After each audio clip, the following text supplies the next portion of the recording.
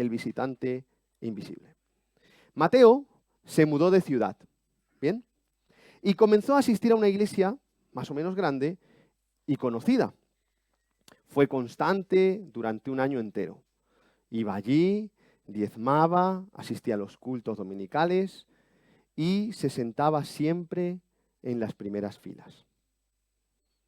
Durante todo ese año, resulta que nadie se aprendió su nombre. Los sugieres le daban la bienvenida de manera muy efusiva, muy cálida, muy atenta, pero él notaba que era muy mecánica. Nadie se sentó a tomar un café con él, ni lo invitó a integrarse, y cierto día Mateo enfermó y no pudo ir a la iglesia. Y estuvo un tiempo enfermo y nadie lo llamó para ver cómo estaba. Mateo se dio cuenta de que era un espectador, no un miembro de una familia.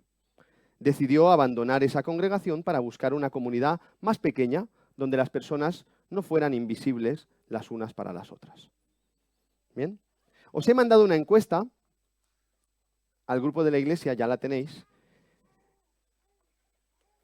y os voy a dar unos segundos, tanto aquellos que nos ven como aquellos que estáis aquí, podéis responderla. Al móvil, al grupo de la iglesia. O sea, tienes un pastor generación Z o generación no sé qué es, ya no me sé definir,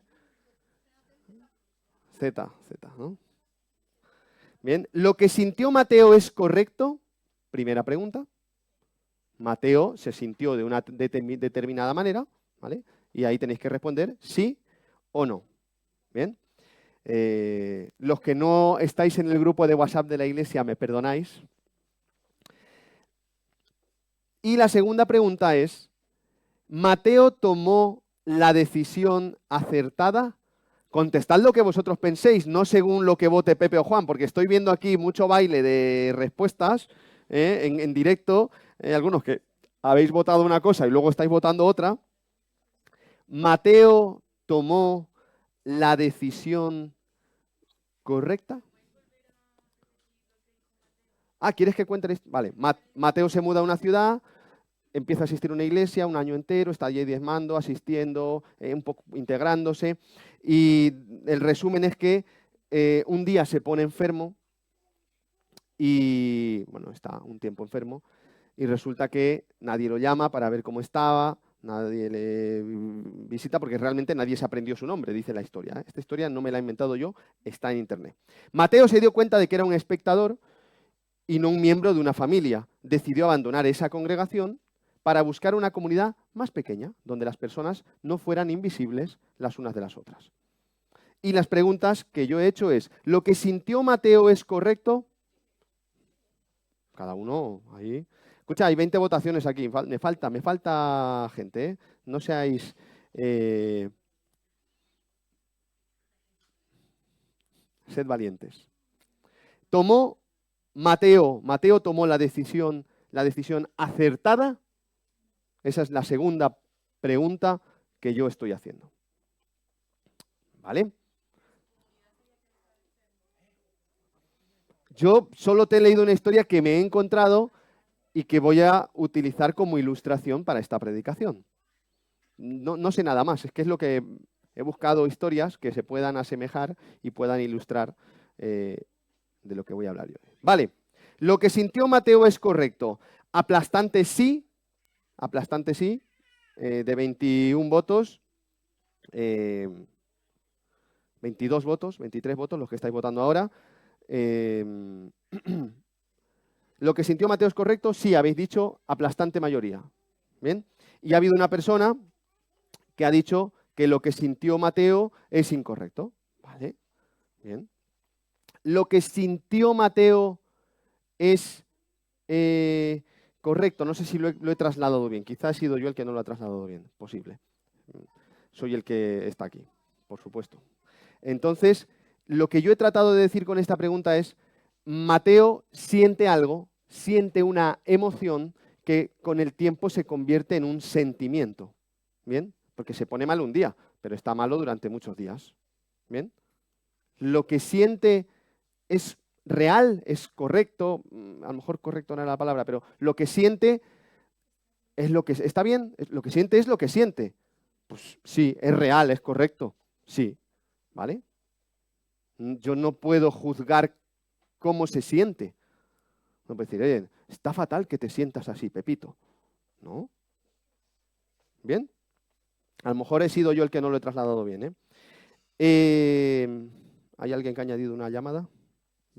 No nos añadiremos, por favor, que nos vayáis de aquí. Segunda pregunta. ¿Mateo tomó la decisión acertada? ¿Acertó en su decisión? Y habéis dicho aquí de 21 votos otra vez, 22 votos.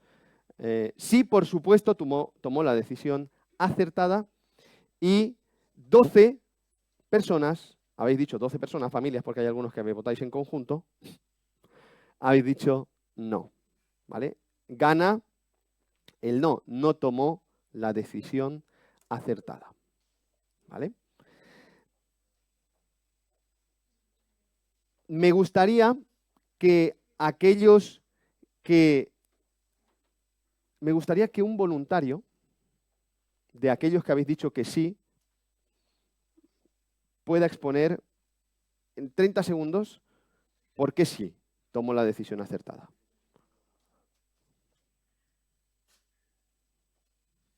¿Ningún valiente? No lo digo yo, lo dice Valeria, ¿eh? Ah, nadie dice nada. Vale, ¿algún voluntario que quiera exponer por qué no tomó la decisión acertada? Valeria, o Moisés. Hola, hola. Hola, otra vez.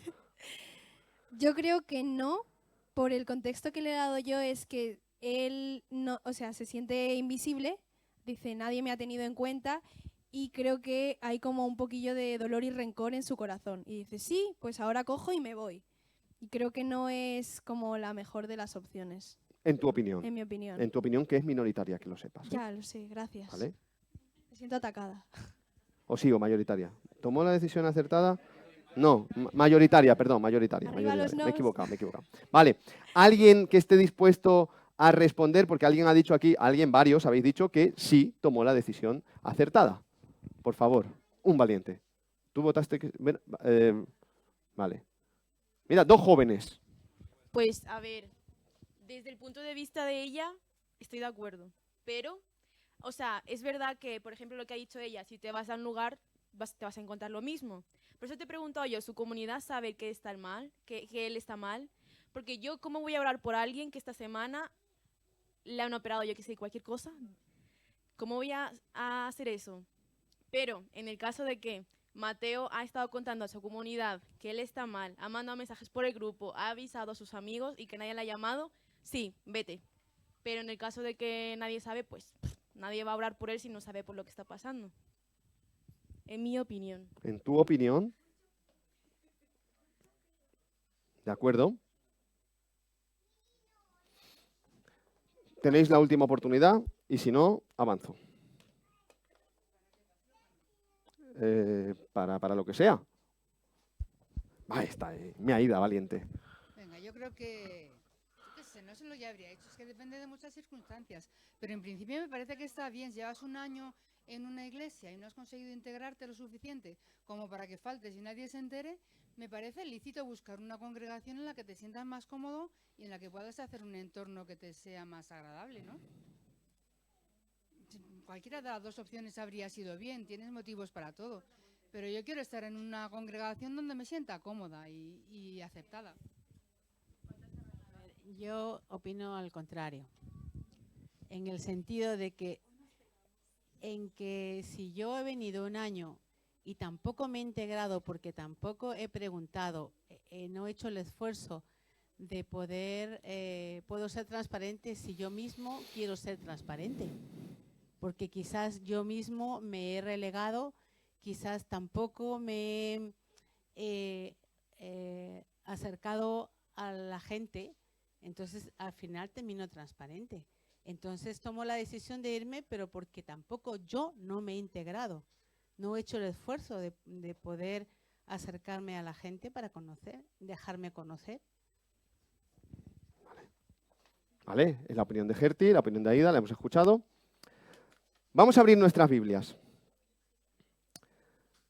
Mateo 14, 14 del 15 al 21. Mateo 14 del 15 al 21. Os voy a contar una historia de un personaje que no conocéis. Es otro Mateo, es otro Mateo. Ha coincidido, no ha coincidido, no ha sido pobre Mateo, recaudador de impuestos, convertido al Señor, pobrecito, que yo no... Mateo 14 del 15 al 21, lo tenéis en vuestras Biblias, a la de una, a la de dos. ¿Lo tenemos? Bien. Al salir Jesús, o cuando anochecía, pone ahí, se acercaron sus discípulos diciéndole, el lugar es desierto y la hora ya pasada. Despide a la multitud para que vayan por las aldeas y compren de comer. Jesús les dijo, no tienen necesidad de irse, dadles vosotros de comer. Y ellos dijeron, no tenemos aquí sino 5 panes y 2 peces. Él les dijo, traédmelos acá. Entonces mandó a la gente recostarse sobre la hierba y tomando los 5 panes y los 2 peces y levantando los ojos al cielo bendijo y partió y dio los panes a los discípulos y los discípulos a la multitud. Y comieron, ¿cuántos? ¿Cuántos? Y se saciaron y recogieron lo que sobró de los pedazos, 12 cestas llenas. Y los que comieron fueron como... Y los que comieron fueron como... 5.000 hombres, sin contar las mujeres y los niños. Es decir, Jesús de Nazaret, Jesús nuestro maestro, hace una multiplicación, hace un milagro, perdón, de multiplicación con 5 panes y 2 peces, en el que comen 5.000 hombres, sin contar las mujeres y los niños. ¿Bien? Jesús. Ahora, me gustaría que fuéramos a Marcos 4, 37 al 41. Marcos 4, del 37 al 41. Del 35, perdóname, Moisés, Adrián. Gracias, Adrián. Aquel día, cuando llegó la noche, les dijo Jesús a sus discípulos, pasemos al otro lado. Y despidiendo a la multitud, le tomaron como estaba en la barca. Y había también con él otras barcas. Pero se levantó una gran tempestad de viento y echaba las olas en la barca de tal manera que ya se anegaba. Y él estaba en la popa, durmiendo, sobre un cabezal. Y le despertaron y le dijeron, Maestro, ¿no tienes cuidado que perecemos? Y levantándose, Jesús reprendió al viento y dijo al mar, calla, enmudece. Y cesó el viento y se hizo grande bonanza. Y les dijo, ¿por qué estáis así amedrentados? ¿Cómo no tenéis fe? Entonces temieron con gran temor y se decían el uno al otro, ¿quién es este que aún el viento y el mar le obedecen?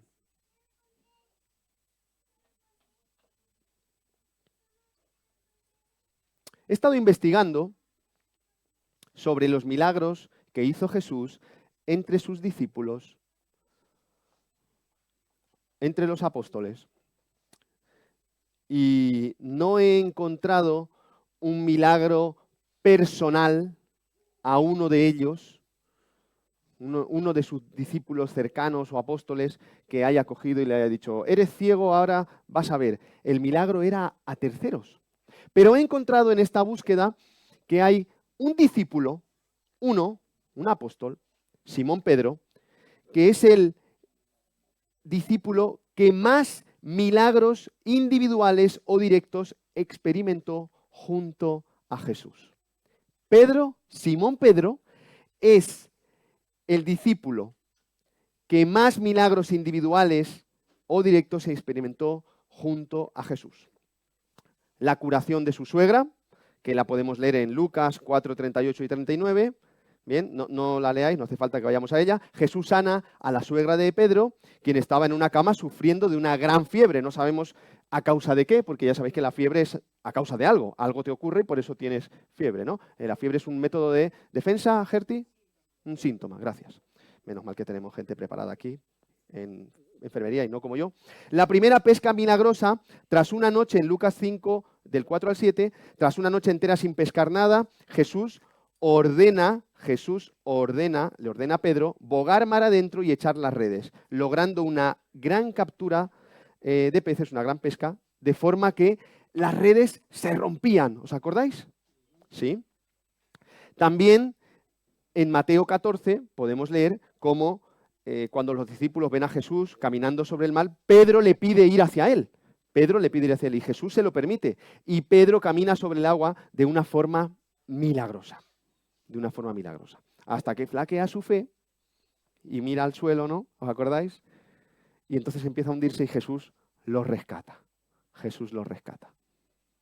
¿Bien? También Pedro fue testigo de otro milagro de la moneda en la boca del pez. Para pagar el impuesto del templo de Pedro, bien, y de Jesús, sin causar tropiezo, Jesús le dice a Pedro que vaya al mar, eche el anzuelo y abra la boca del primer pez que saque, donde hallaría una moneda, ¿vale? Un estatero. Escuchad, yo voy a pedir un favor a todos.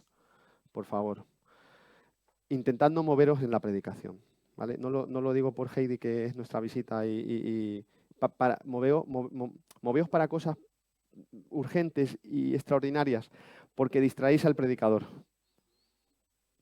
Por favor, en la medida de lo posible. Los niños no molestan.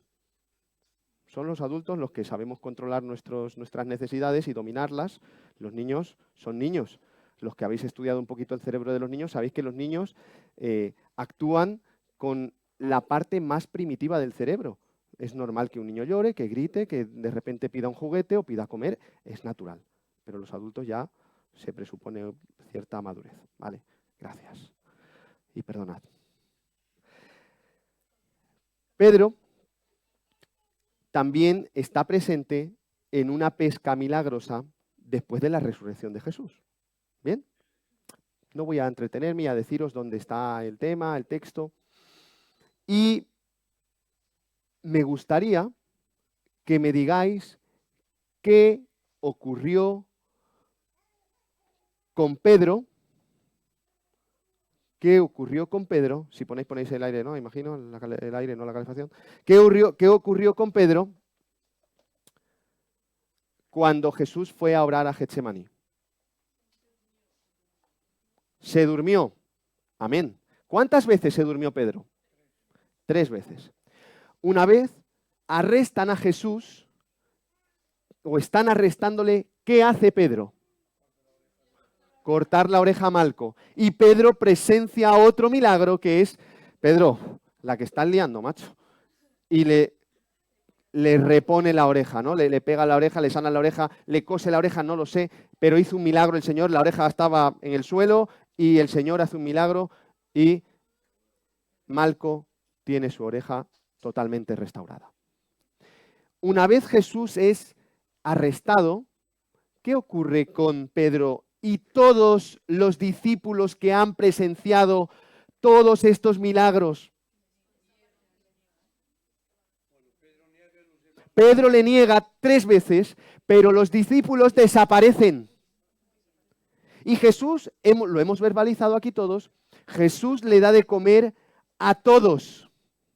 ¿A quiénes? A todos. Y Pedro es la persona que más milagros presencia. ¿Sí? Si es que sanó hasta su suegra, debería estar contento. Hay algunos que dicen en tono de broma, que a alguno le afectará quizá, dicen, ¿por qué negó Pedro a Jesús? Pues porque sanó a su suegra, ¿no? Es un chiste para aquellos que, espero que nadie me fune por redes por decir estas bromas. Pero mirad, nosotros tenemos una situación con un personaje. Nuestro personaje de la ilustración del principio de esta predicación se llama Mateo. Mateo le ocurre algo en una comunidad cristiana y él decide tomar una decisión. ¿Vale? Hemos votado si era lo correcto o no. Pero yo quiero hacer un paralelismo con Jesús. Jesús hace muchos milagros delante de todos sus discípulos y delante de todos los apóstoles.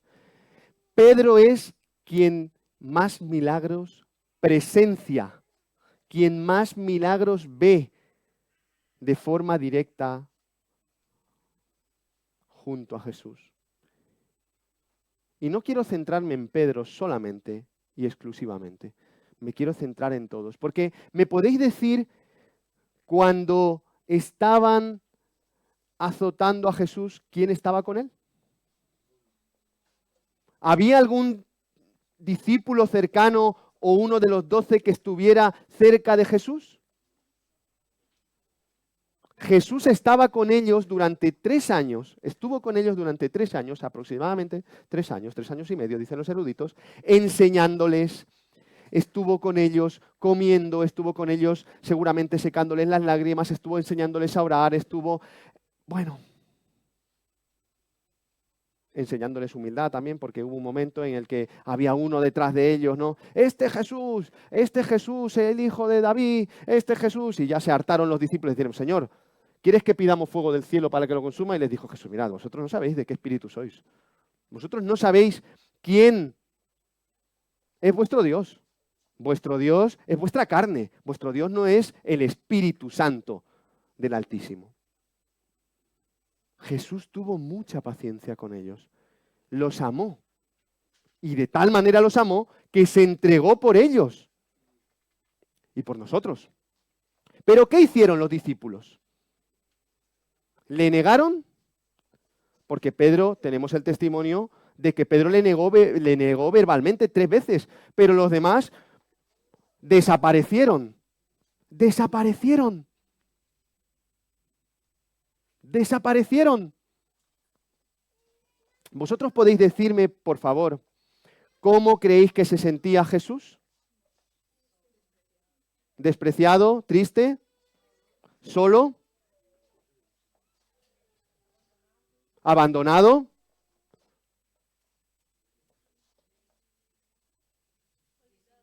¿Desilusionado? ¿Traicionado? Era humano, como nosotros. ¿Sentía o no sentía? Sentía.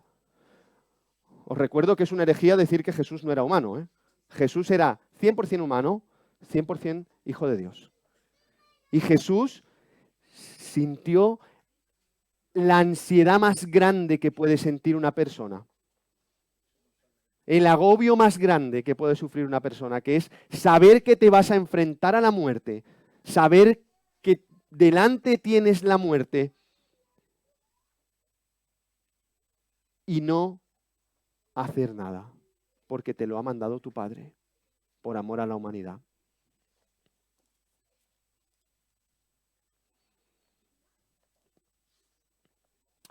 ¿Alguien podría decirme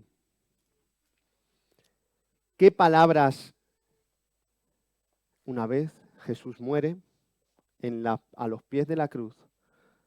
Hay, creo recordar que 2 personas, me puedo equivocar, por la emoción de la predicación. Están el discípulo amado y su madre. Y María Magdalena, perdón. Sí. No es lo importante, pero hay allí unas personas a los pies de la cruz ya cuando está crucificado. Pero, ¿alguien podría decirme qué palabras le dice Jesús a María Magdalena cuando resucita al 3er día? ¿Qué palabras le dice Jesús a María Magdalena? Mujer, primera frase de Jesús, ¿por qué lloras? ¿Dónde estaba María Magdalena cuando Jesús estaba siendo azotado, cuando le estaban pegando, cuando le iban a ¿dónde estaba? No lo sabemos.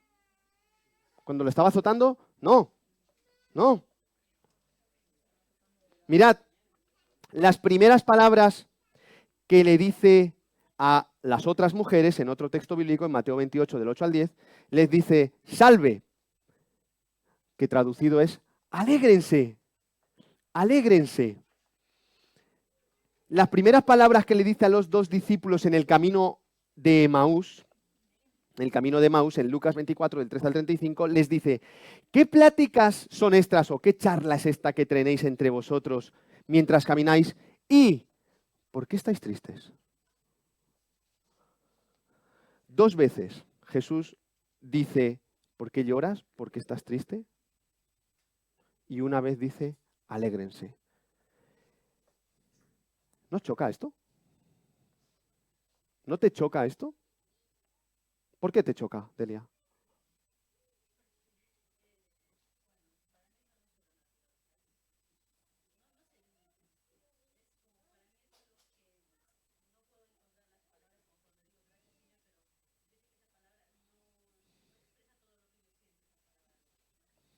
Vale, te he pillado ahí a contrapié, perdóname.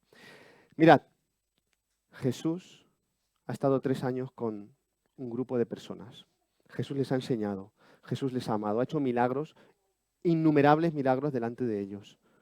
Han visto que era el Hijo de Dios, lo han comprobado, era el Hijo de Dios, verdaderamente era el Hijo de Dios. Pero en el momento más complicado de su vida, desaparecieron todos.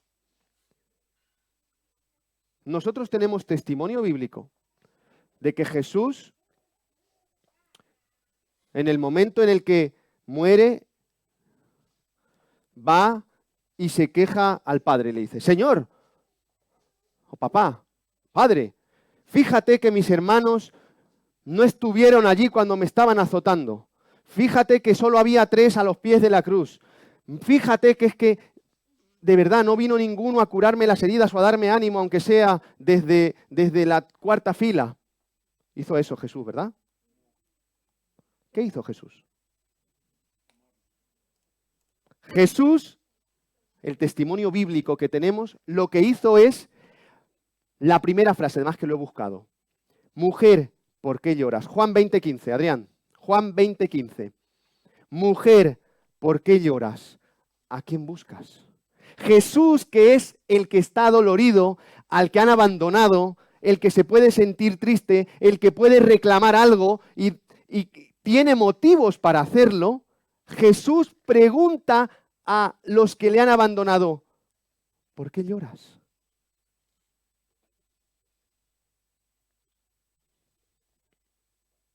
O a las otras mujeres en Mateo 28, del 8 al 10.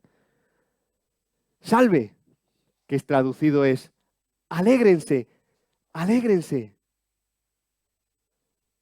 Alégrense, alégrense, dice al que lo han abandonado, al que lo han dejado tirado como si fuera un perro de la calle.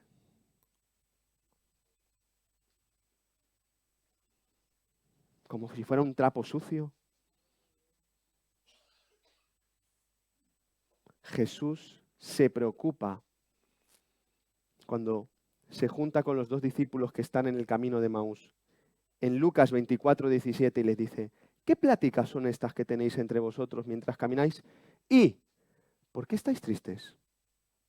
Jesús, que es el dolorido, Jesús, que es el afectado, va y le pregunta a los que lo han abandonado, ¿por qué estáis tristes? ¿Por qué estáis tristes? En otra ocasión se presenta delante de 10 de los 12, faltaban Judas y faltaba Tomás, en Juan 20:19 o Lucas 24:36. Juan 20:19 lo tienes 4 versículos más tarde. Adrián, Juan 20:19. Ahora, cuando llegó la noche de aquel mismo día, el primer día de la semana, estando las puertas cerradas en el lugar donde los discípulos estaban reunidos por miedo de los judíos, vino Jesús y puesto en medio les dijo, paz a vosotros. Yo lo primero que diría es, si hubiera estado en los pies de Jesús, no soy Jesús, pero vosotros ¿dónde estabais? Después de todo lo que he hecho por vosotros, ¿dónde estabais? O sea, como mínimo esperaba que me cuidarais, que estuvierais desde lejos animándome, no sé, algún ánimo, algo. Me habéis dejado tirado. No me habéis cuidado. Esa es la forma que tenéis de amarme. ¿Estoy loco? ¿O vosotros actuaríais como yo? Pues Jesús dice, paz a vosotros. Paz a vosotros. 8 días más tarde, en Juan 20, del 24 al 29, se vuelve a encontrar con los discípulos, con Tomás ya presente, que recordáis que Tomás dijo, si yo no toco, no voy a creer. O sea, no solo lo abandona a Jesús, sino que dice, yo no lo voy a creer, lo habéis visto vosotros, pero yo no. Yo tengo que ver y tocar. ¿Y qué dice Jesús? En Juan 20, 26, dice, paz a vosotros. Paz a vosotros.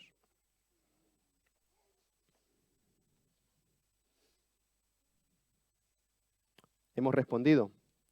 ¿Tomó Mateo la decisión acertada? No voy a juzgar, porque no estoy para eso, juicio de condenación, pero sí debo hacer un juicio de discernimiento, que es bíblico, ¿eh? Que Dios nos ha dado discernimiento para que lo usemos. Y ¿toma la decisión acertada Mateo? Mirad, tenemos un ejemplo bíblico de una persona que se siente sola, que se siente mal, que se siente abandonada. Primera de Reyes 19 tenemos al profeta Elías. No lo vamos a leer. ¿Recordáis que tras una victoria espiritual y física, porque reta a los profetas de Baal, que eran 400, y les dice, a ver si existe vuestro Dios. Vamos a construir aquí un altar, gracias. Un altar de piedras y vamos a poner aquí a varios bueyes, carneros, un sacrificio, vaya, a Dios. Y vamos a decir, Dios, desciende del cielo y consume este sacrificio. Y los profetas de Baal estuvieron allí, los 400 profetas de Baal estuvieron allí un día entero, no sé cuántos días, estuvieron allí un tiempo, ¿no? Que no es lo importante de la historia. Lo importante de la historia es que estuvieron allí un tiempo y llegó un momento en el que Elías se burlaba y le decía, gritad más fuerte a ver si vuestro Dios es que está dormido. A lo mejor se ha ido de viaje, ¿no? Y no ocurrió nada. Cuando le tocó el turno a Elías, cogió, montó todo su altar, los bueyes, los carneros, lo que sea, y le echó agua para que sea más evidente el poder de Dios. Y oró al Señor. Y descendió fuego del cielo y consumió todo. ¿Y cómo se tenía que sentir Elías? ¡Wow! Se ha demostrado que soy el Hijo de Dios, que soy el profeta enviado y que Dios es el verdadero. El nuestro es el verdadero. Pero dice que cayó en una profunda depresión, Elías, y huyó al desierto. Él se sintió abandonado. Elías literalmente dice, he sentido un vivo celo por el Señor y solo yo he quedado y me buscan para quitarme la vida. ¿Por qué le querían quitar la vida? Porque Jezabel, la mujer de Acab, dijo, ¿que tú has asesinado y le has cortado el cuello a mis 400 profetas? No tienes tierra para correr, chaval. Como te pille, te voy a pisar como a una cucaracha. Pobrecita las cucarachas. ¿Y entonces qué hizo Elías? Tuvo miedo y entró en una gran depresión y dijo, o sea, yo he tenido celo por el Señor, es decir, he tenido una pasión enorme por el Señor y he defendido su nombre. Pero se olvidó, el Señor ha respondido. Pero dijo, eso me ha ocasionado que ahora me quieran quitar la vida. Y he quedado yo solo, solo estoy yo aquí, Señor, en la tierra. No hay otro cristiano, otro hijo de Dios aquí en la tierra. Pero no era verdad, porque ¿cuántos profetas de Dios habían en Israel en ese tiempo? Junto a él, no junto a él, pero que creían lo mismo que él, que creían en Dios. ¿Cuántos profetas? ¿Alguien lo ha dicho por ahí, con miedo? Pastora Cristina, ¿cuántos profetas que creían en Dios habían, aparte de Elías, después de lo de Baal? Lo ha dicho, creo, Xiomara bien. 7.000. 7.000. Pero ¿qué pasaba? Elías veía su corazón, veía su ombligo, se veía a sí mismo y decía, ay, pobrecito de mí, que me van a matar. Y yo lo único que he hecho es cumplir la voluntad del Señor. He defendido su causa.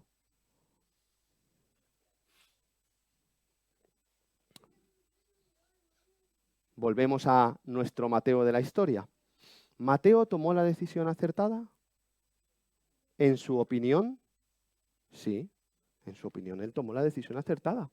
La pregunta que nos tenemos que hacer aquí es, la historia, que no me la he inventado yo, está en internet, porque he leído varias ilustraciones a ver si alguna cuadraba más o menos. La historia dice que él estuvo un año yendo a una iglesia. Él estuvo un tiempo, se congregaba, diezmaba, participaba,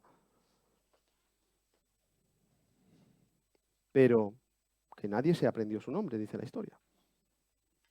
Cuando cayó enfermo, nadie le visitó, nadie se preocupó por él. Y entonces él dijo, yo aquí no me voy a un sitio donde sea visible, un sitio más pequeño. ¿Creéis que esa decisión fue acertada? Si en una iglesia grande, pequeña, mediana,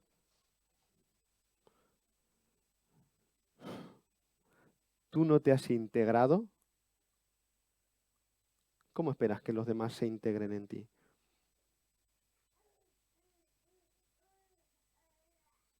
Esa sería una primera lectura muy humana.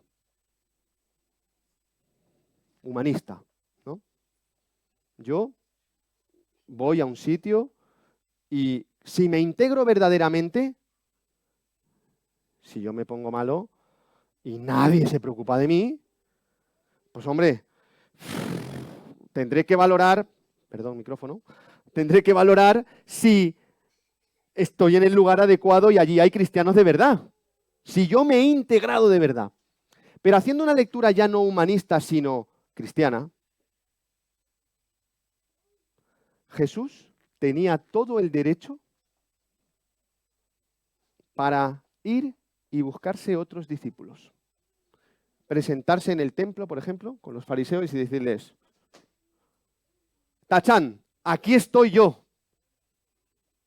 Vosotros que me habéis asesinado, rendíos ante los pies de Dios. O buscar otros discípulos. Porque los que tenía, a los que había estado enseñando durante 3 años, los que habían visto milagros junto a él, lo abandonan. Y el ejemplo de Jesús es, yo voy y me preocupo por ti. ¿Cómo estás? ¿Por qué estás triste? Aplicado a nuestro Mateo de la historia,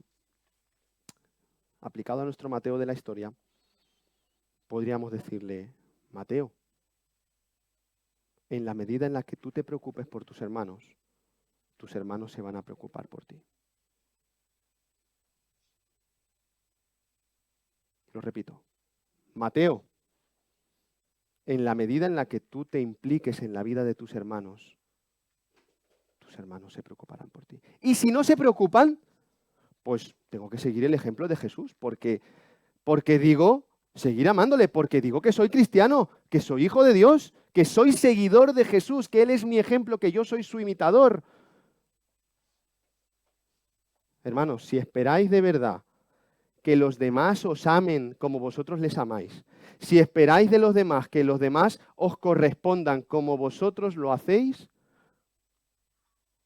os vais a llevar muchísimos chascos en la vida. Muchísimos. Muchísimos.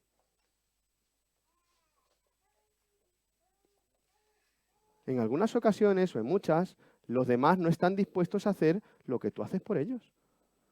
Porque no están dispuestos, porque no quieren pagar ese precio, porque no pueden, porque no tienen tiempo, por lo que sea.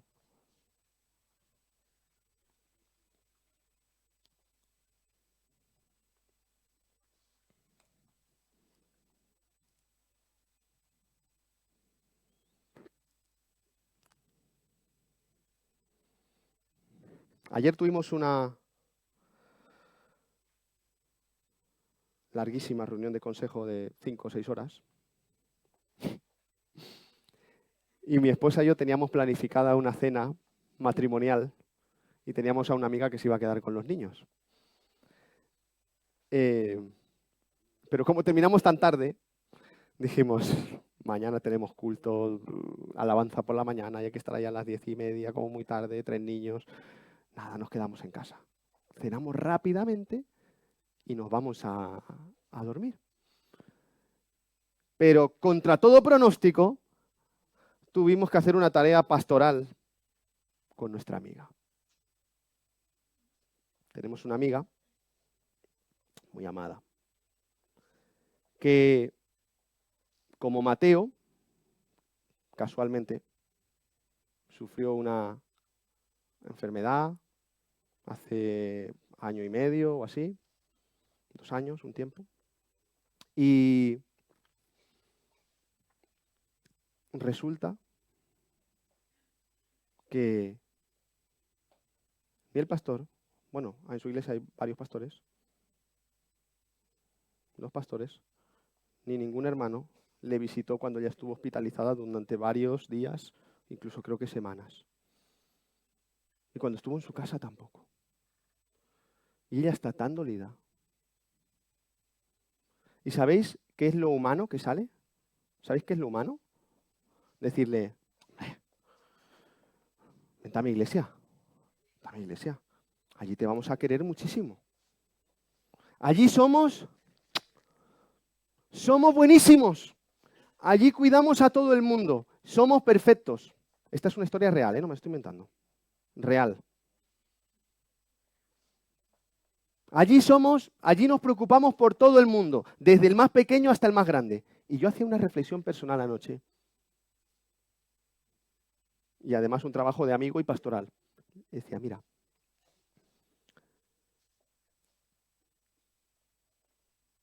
tú debes hablar y exponer cómo te sientes. Debes exponerlo. Porque, ¿por qué lo sé yo? ¿Por qué lo sé yo? ¿Por qué me lo estás contando a mí y no estás hablando con la persona con la que tienes que hablarlo? ¿Por qué estás contándomelo a mí y no lo estás? No, es que yo no le voy a decir a la gente, esto es real, verídico de anoche a las 11 de la noche en mi casa. Yo no le voy a decir a los demás lo que tienen que hacer. Cada uno sabe el trabajo que tiene que hacer. Y yo decía, Señor, ¿esto es una señal o 2 o 3? ¿Cuántas señales son? Yo no le voy a decir a los demás el trabajo que tienen que hacer. Dije, vale, es cierto.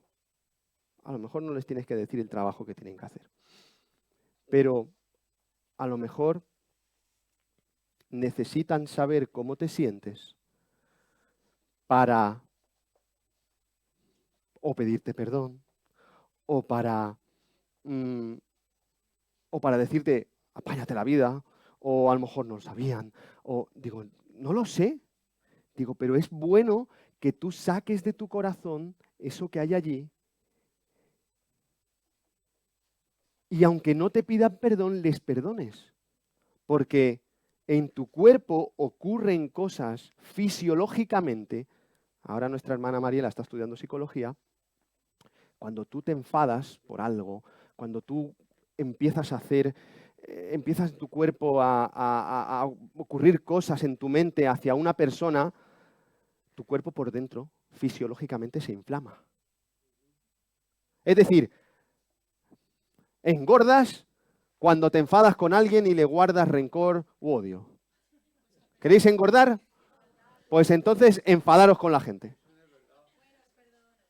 Entonces, estoy bromeando, estoy exagerando, pero sí, mira, vuestro cuerpo, cuando tenéis algo en contra de alguien, o alguien, no queréis tener mucha relación con él, porque es que no me miró el domingo, o no me llamó por mi cumpleaños, al que más le afecta es a ti.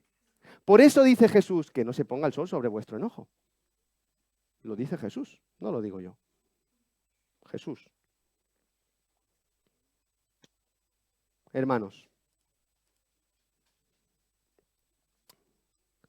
volviendo a nuestra historia de Mateo y juntándola con el ejemplo de nuestro Jesús. Nuestro papel es, y además al hilo de la predicación de la semana pasada, es ser prójimo, aunque el otro no se lo merezca.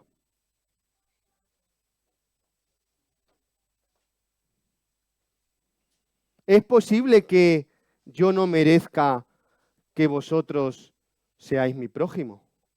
Es muy posible, porque soy imperfecto. Es totalmente posible, porque yo soy imperfecto. Y estaréis en todo vuestro derecho de no ser mi prójimo. ¿Pero qué manda Jesús? Que seáis mi prójimo. ¿Y a mí qué me manda Jesús? A ser vuestro prójimo, aunque vosotros no lo merezcáis, aunque vosotros estéis enfadados conmigo, aunque vosotros no me llaméis para mi cumpleaños o no me regaléis una camiseta como hizo un hermano por ahí.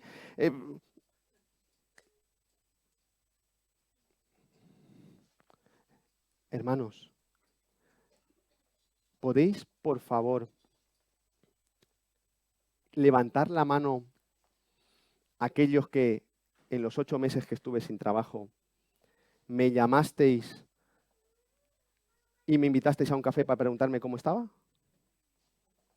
¿Podéis levantar la mano?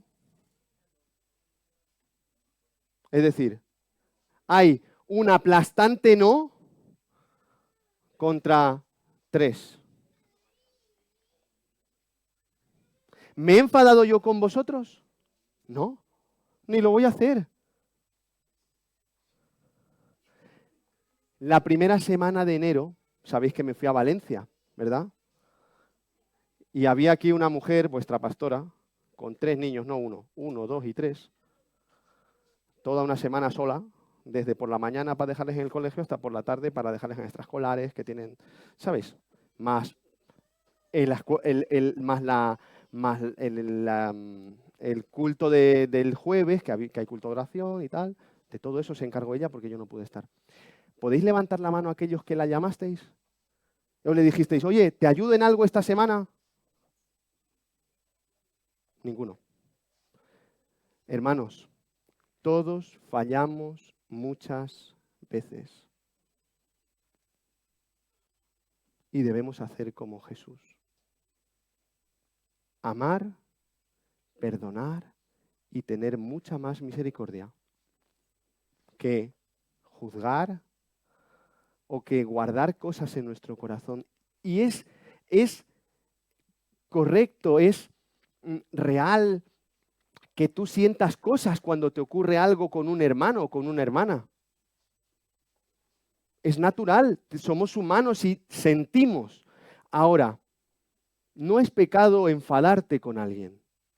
No es pecado.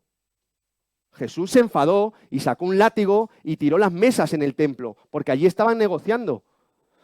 Lo que nosotros tenemos que hacer es, porque eso es lo cristiano, es gestionar esas emociones, gestionar eso que sentimos, gestionar eso que ha ocurrido, y de lo que se nos va a pedir cuentas es de qué hemos hecho.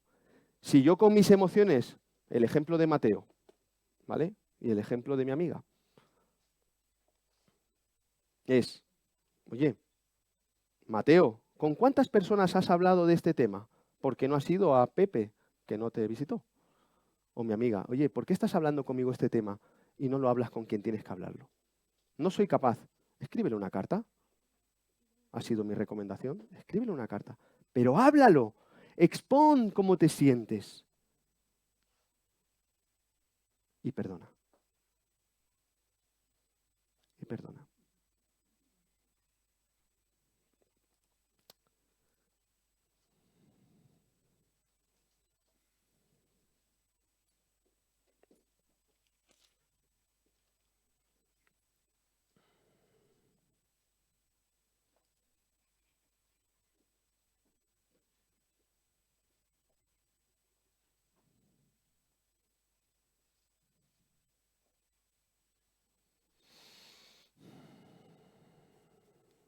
Mateo 28.